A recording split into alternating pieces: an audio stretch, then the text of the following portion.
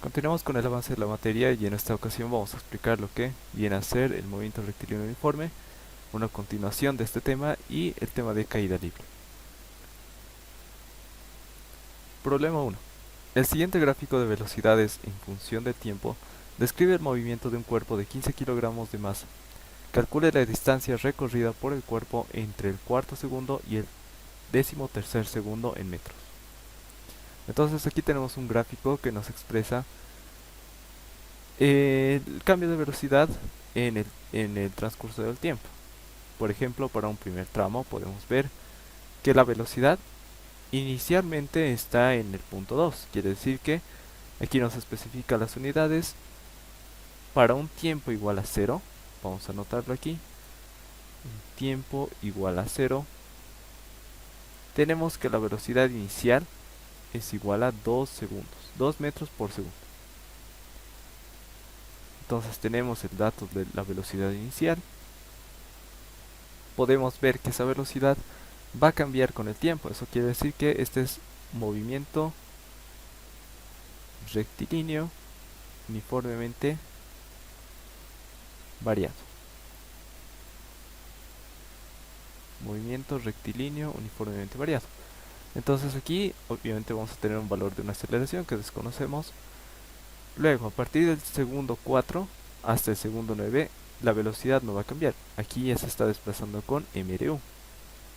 Movimiento rectilíneo uniforme a una velocidad constante igual a 8 metros por segundo. Y finalmente, a partir del segundo 9 hasta el segundo 13, vamos a sufrir una desaceleración. Nuevamente vamos a estar con movimiento rectilíneo uniformemente variado.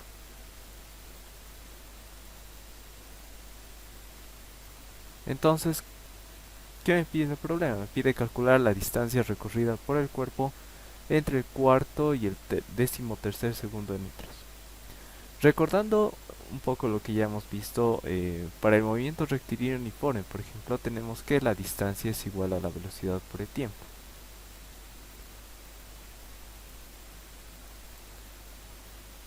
Entonces, esta distancia es un producto de la velocidad por el tiempo en el que se desplaza precisamente esta distancia. A partir de eso vamos a tener lo siguiente. Distancia es igual a velocidad por tiempo, como ya conocemos por el movimiento rectilíneo uniforme.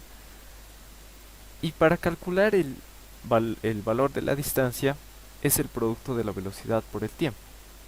Vale decir que, por ejemplo, en esta área de aquí, en este rectángulo, que vamos a achurarlo,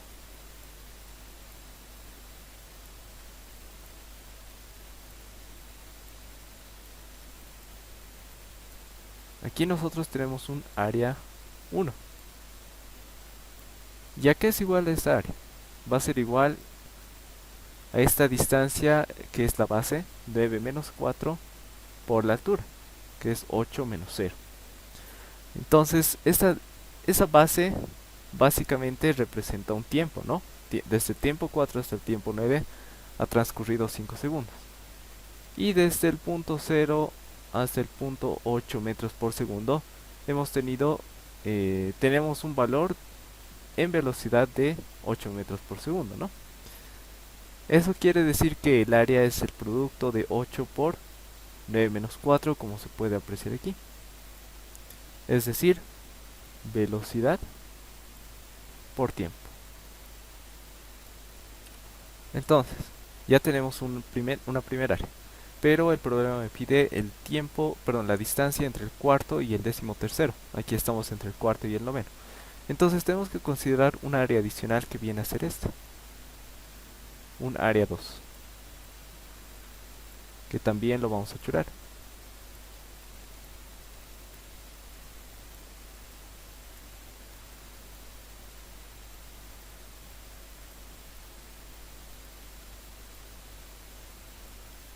Entonces en esta área nosotros ya tenemos un movimiento rectilíneo uniformemente variado. Para esta área, aún así podemos aplicar el concepto del producto de la velocidad por el tiempo. Sin embargo, como se puede apreciar aquí, en el movimiento rectilíneo uniforme siempre vamos a tener un área rectangular, mientras que en el movimiento rectilíneo uniformemente variado nosotros vamos a presentar un área que tiene una determinada pendiente, vale decir, esta área va a ser igual a un triángulo. La base por la altura sobre 2, que es el área que tiene un triángulo, ¿no? Área es igual a base por la altura sobre 2, para el caso de un triángulo. Entonces esa área va a ser igual a un medio de 8, que viene a ser la altura, por la base, que es 13 menos 9. Sumando el área 1 más el área 2, es decir, el área total es igual al área 1 más el área 2.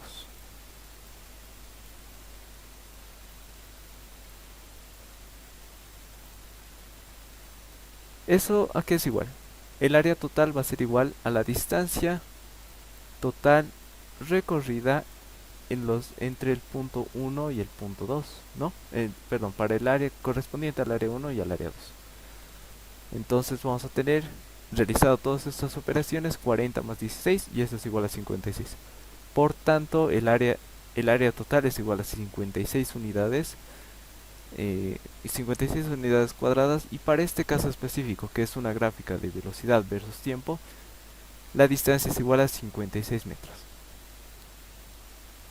Ahora bien, podría habernos pedido el problema un área total, ¿no? Desde el tiempo 0 hasta el tiempo 3. Entonces, ¿a qué va a ser igual ese valor? Eh, Aparte de estas dos áreas, tendríamos que sumar también el área adicional que tenemos aquí. Y tendríamos que calcular esta área de aquí. Esta área de aquí ya no viene a ser ni un triángulo ni un rectángulo, ¿no? Lo que viene a ser esta área es un trapecio. ¿Y cómo calculamos el área de ese trapecio? Podemos dividirlo en dos. Un área 3 y un área 4. Entonces el área 3 va a ser igual al área de un rectángulo de base 4 y de altura 2, mientras que el área 4 va a ser igual al área de un triángulo con base 4 y la altura, que es igual a la diferencia entre 8 y 2. Problema 2. Una piedra se suelta desde un helicóptero en el instante en el que éste se encuentra a una altura de 500 metros sobre el suelo.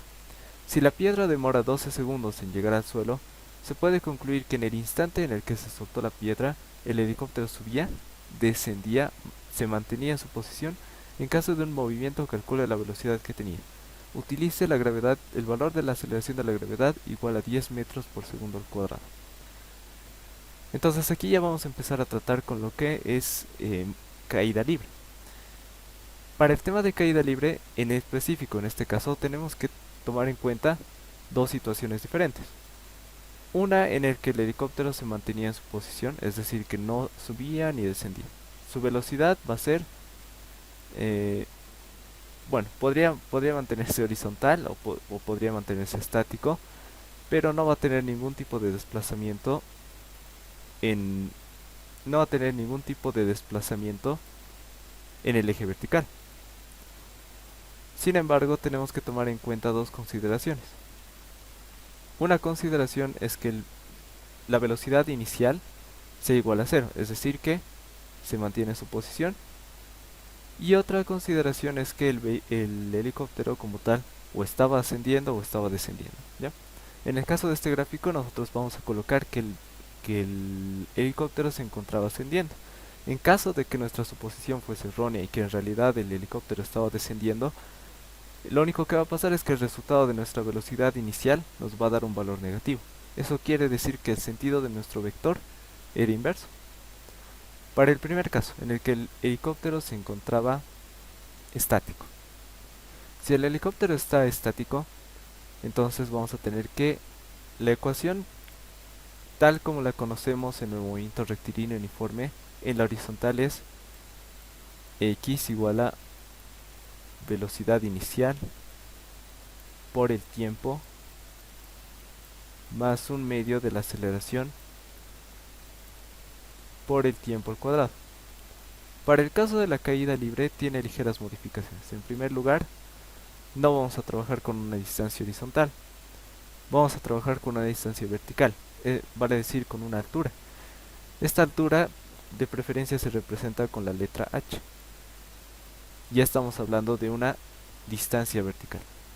La velocidad inicial que pueda tener el objeto para su desplazamiento vertical, que genera, cuando hablamos de caída libre, quiere decir que el objeto cae desde un punto sin una velocidad inicial como tal. En ese caso nuestra velocidad inicial sería igual a cero. Pero para generalizar nosotros le vamos a colocar el valor considerando que existe la posibilidad de que la partícula haya partido con una determinada velocidad, más un medio. En este caso ya no vamos a trabajar con una aceleración cualquiera, sino que vamos a trabajar con el valor de la aceleración de la gravedad, multiplicado por el tiempo elevado al cuadrado. Entonces ya tenemos aquí la ecuación con la que vamos a trabajar, que es esta, para la altura. La altura desde la cual parte el punto hasta, la partícula hasta donde llega es igual a 500 metros. Eso es igual a un medio por 10 por t al cuadrado. ¿Por qué? ¿De dónde sale esto? En primer lugar, la velocidad inicial en este caso es 0. Porque estamos considerando que el helicóptero no subía ni descendía. Por tanto, si se deja caer la partícula, este no va a tener ninguna velocidad inicial. Más un medio de la gravedad por el tiempo al cuadrado. Recordemos que el problema me da como valor de la gravedad igual a 10 metros por segundo al cuadrado. Sin embargo, el valor convencional que se maneja para la gravedad es igual a 9.81 metros por segundo al cuadrado. 9.81 metros por segundo al cuadrado. Sin embargo, en muchos problemas se va a encontrar con esta consideración especial para simplificar cálculos. Sin embargo, se debe tomar en cuenta este valor si es que no se especifica lo contrario. Entonces vamos a tener un medio por 10 por t al cuadrado, que es la incógnita que yo deseo despejar. De esta ecuación, el valor de 2 pasa a multiplicar a 500, voy a tener 1000. Entre 10 es igual a 100, si aplico raíz cuadrada voy a tener, en realidad tendría más o menos 10 segundos. Pero el valor negativo para el tiempo no se considera, entonces solo nos vamos a quedar con 10 segundos. En el problema me indica que esta partícula demora 12 segundos en llegar al suelo, y aquí he obtenido un valor de 10. ¿Eso qué quiere decir? Quiere decir que si el helicóptero está estático, va a tardar menos tiempo que el que en realidad se había medido, ¿no? Entonces, si yo necesito que este tiempo tenga un valor superior, ¿qué tengo que hacer? Tengo que hacer que el helicóptero suba para que el tiempo se incremente.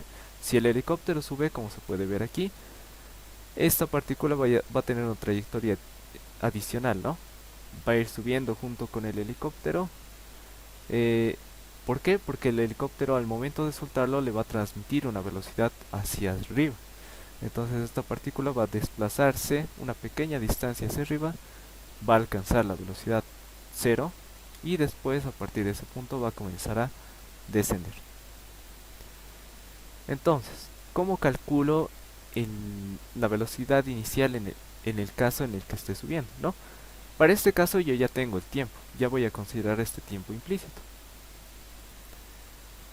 Voy a volver a trabajar con esta ecuación. Pero en este caso lo que vamos a hacer es trabajar la ecuación con el valor de la altura medida a partir del punto. En ese caso yo voy a considerar mi nivel de referencia igual a esto. Nivel de referencia igual al punto de partida. Si este es mi nivel de referencia, yo recuerdo que en el caso de vectores yo trabajaba con un eje coordenado. Mi punto de origen se va a encontrar aquí. Bueno, más específicamente se encontraría aquí, ¿no?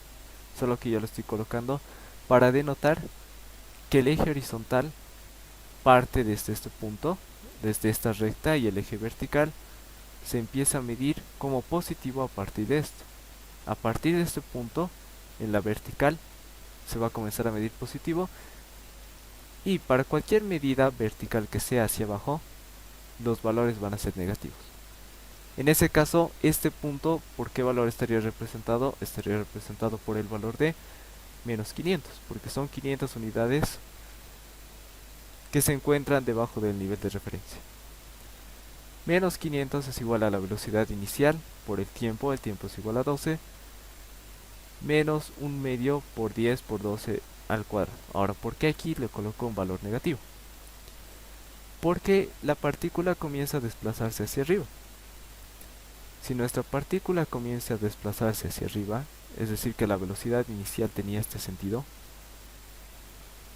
y si mi eje coordenado se mide hacia arriba, por tanto, como la aceleración de la gravedad siempre apunta hacia el centro de la Tierra y la partícula se está alejando del mismo, vamos a tener que la aceleración de la gravedad se va a considerar con un signo negativo para denotar que la velocidad inicial va a comenzar a reducirse hasta ese punto. En este punto, que es la altura máxima que llega a alcanzar la partícula, en ese punto la velocidad es igual a cero. A partir de ese punto nuestra partícula va a comenzar a descender gracias a la acción de la gravedad. Entonces, colocando los valores apropiados dentro de mi ecuación, voy a despejar el valor de la velocidad inicial y me va a dar que es igual a 18.33 metros por segundo. Entonces, ¿cómo podemos concluir este problema? Diciendo que en realidad el helicóptero se encuentra subiendo, y la velocidad inicial de subida que tenía este avión es de 18.33 metros por segundo al cuadrado. Y como se había indicado anteriormente, en caso de que este valor nos hubiese dado negativo, eso significaría que el avión en realidad no se encontraba subiendo, ¿no?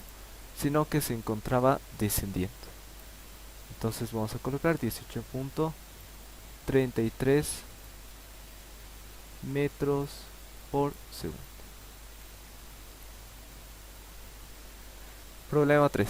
De cierto globo aerostático que iba ascendiendo a velocidad de 4 metros por segundo, cuando se encuentra a 200 metros de altura se abandona un saco de lastre.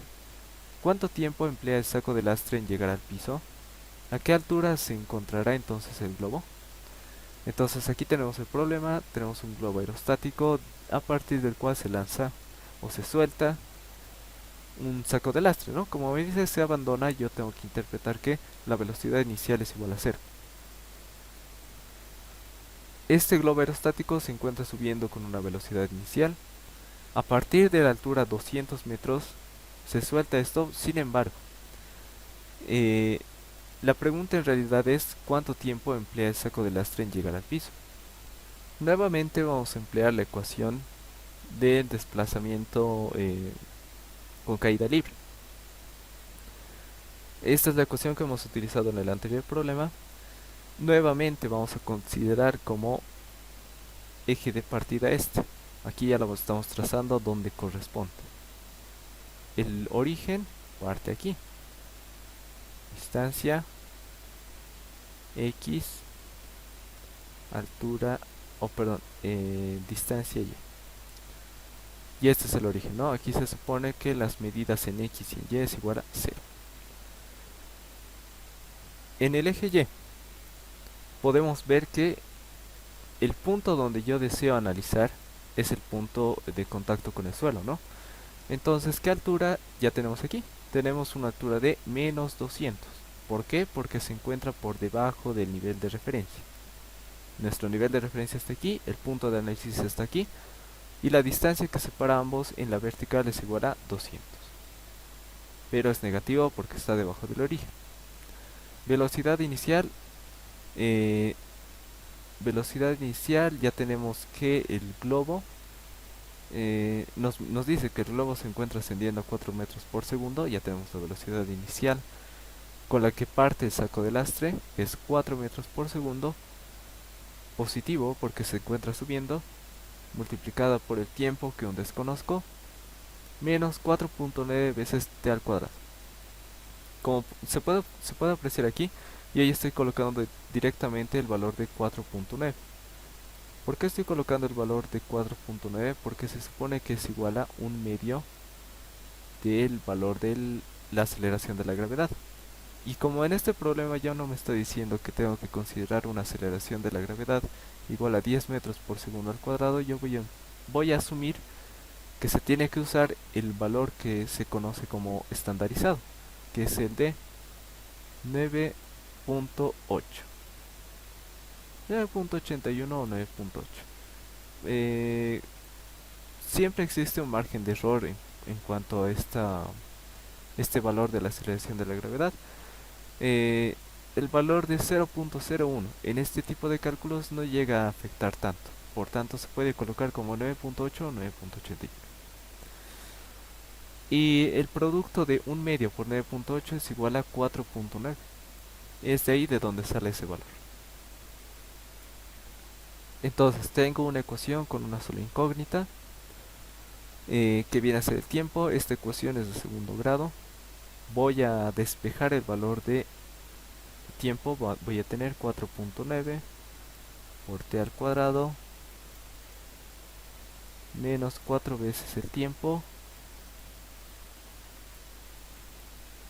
Y aquí tendríamos este pasa a este lado, este también. Y vamos a tener menos 200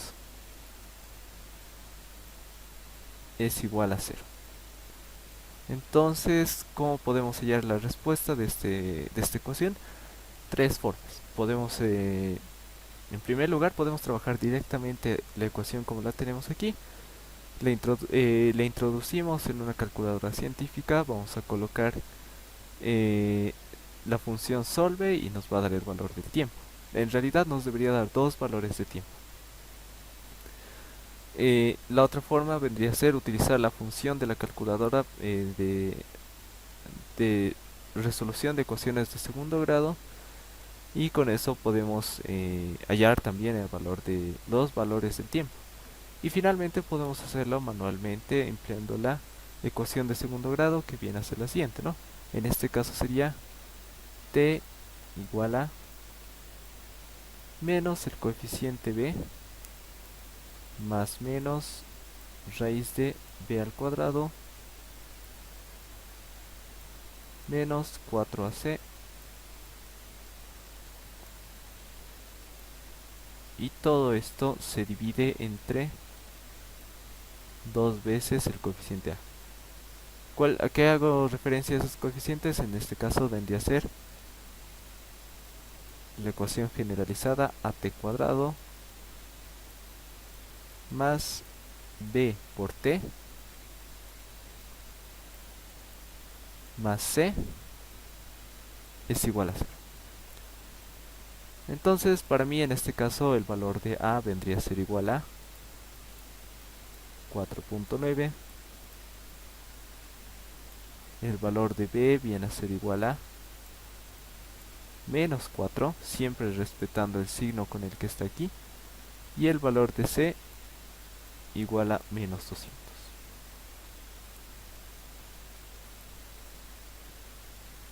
Si yo reemplazo los valores de estos coeficientes en esta ecuación, me va a dar nuevamente, como les indiqué, dos soluciones para el tiempo.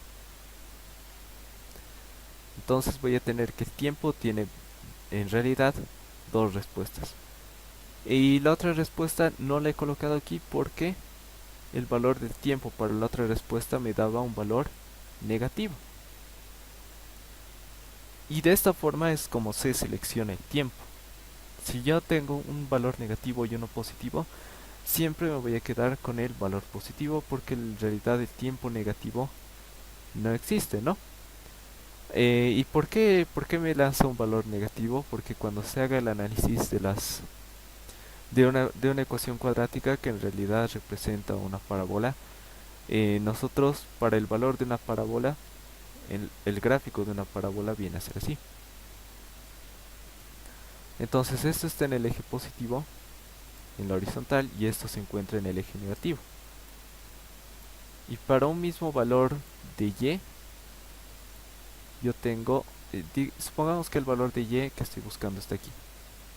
Para ese valor yo tengo dos valores distintos de x, un x1 que se encuentra aquí en el eje negativo y un x2 que se encuentra en el eje positivo. Este es el eje de las x. Eso más adelante se va a revisar en la parte de matemáticas, en el tema de geometría analítica. Sin embargo, es importante destacar que por qué es que una ecuación cuadrática nos da dos valores distintos, ¿no? Bueno, en resumen, siempre nos vamos a quedar con el tiempo positivo, ¿no? Porque el tiempo negativo está fuera de la consideración de nuestros problemas. Entonces, ya teniendo el tiempo, yo tengo que el desplazamiento del globo aerostático. Ahora es muy importante destacar que este globo aerostático se está desplazando con una velocidad determinada. En este caso ya sería incorrecto emplear las ecuaciones que rigen la caída libre o el movimiento rectilíneo uniformemente variado en el eje vertical. ¿Por qué? Porque este globo está ascendiendo con una velocidad propia y en otro caso particular puede que también puede estar ascendiendo con una aceleración propia, distinta de la aceleración de la gravedad. Como no es especificada, se toma en cuenta que el globo se está desplazando con movimiento rectilíneo uniforme. Va a tener una velocidad v sub g, que nosotros conocemos el tiempo, por tanto podemos conocer la altura. La altura es igual a 4 por 6.81, es decir, la velocidad por el tiempo. Y eso es igual a 27.24 metros. Por tanto, la pregunta, ¿a qué altura se encontrará entonces el globo? Muchas veces se suele considerar como respuesta correcta esta, h sub g minúscula, directamente.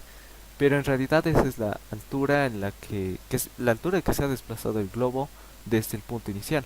Pero ese punto no era la base del suelo. La base se encontraba a 200 metros de altura. Por tanto, la altura absoluta del globo, vamos a poner h mayúscula sub g, es igual a la altura desplazada del globo más los 200 metros iniciales. Por tanto, la respuesta final viene a ser que la altura a la que se encuentra el globo en ese tiempo es igual a 227.24 metros. Problema 4. Un objeto se lanza verticalmente hacia abajo a una velocidad de 5 metros por segundo desde una altura de 130 metros. En ese mismo instante, otro móvil con velocidad horizontal constante, situado a 25 metros del punto donde caerá el primero, se dirige hacia dicho punto. Calcular la velocidad necesaria del segundo móvil para que ambos colisionen. En este caso ya no tenemos un gráfico del problema a diferencia de los otros. Nosotros tenemos que construir dicho gráfico. Aquí yo ya lo tengo construido. Tenemos aquí el objeto que se lanza verticalmente hacia abajo. Ahora aquí ya es importante el enunciado del problema. Me dice que se lanza verticalmente hacia abajo. En los anteriores problemas hemos visto que, por ejemplo, en este problema del helicóptero, en primer lugar hemos asumido que la partícula se suelta, ¿no? Desde el reposo. Velocidad inicial es igual a 0. También hemos asumido que se lanza hacia arriba, el helicóptero se encuentra subiendo. Prácticamente es como decir que se lanza hacia arriba esta partícula. Para este problema del globo aerostático, también se suelta, pero en realidad la velocidad de subida se transmite a este objeto. También se puede considerar como que se lanza hacia arriba esta partícula. Y en este caso es diferente, porque la velocidad inicial va hacia abajo. Es decir, que el objeto se lanza hacia abajo con una determinada velocidad, no simplemente se deja caer el mismo. Tenemos la altura de referencia hacia el suelo, que es igual a 130 metros, y adicionalmente yo tengo que un vehículo representado por este rectángulo se encuentra desplazándose horizontalmente en dirección al punto donde ha caído o donde va a caer esta partícula. Entonces me pide la velocidad necesaria que tiene que tener este vehículo, es decir, v sub b, para que puedan colisionar al mismo tiempo con esta partícula que se encuentra desplazándose verticalmente. Para el caso de la partícula vamos a emplear la ecuación que ya conocemos del desplazamiento vertical con caída libre. En este caso, estamos asumiendo como distancia positiva 130 metros. Vamos a tomar como eje el siguiente. Nuestro eje vertical se encuentra hacia abajo.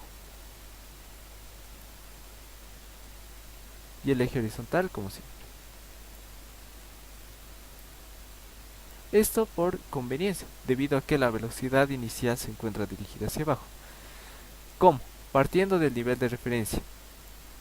Y se dirige, la flecha nos indica que se dirige hacia abajo.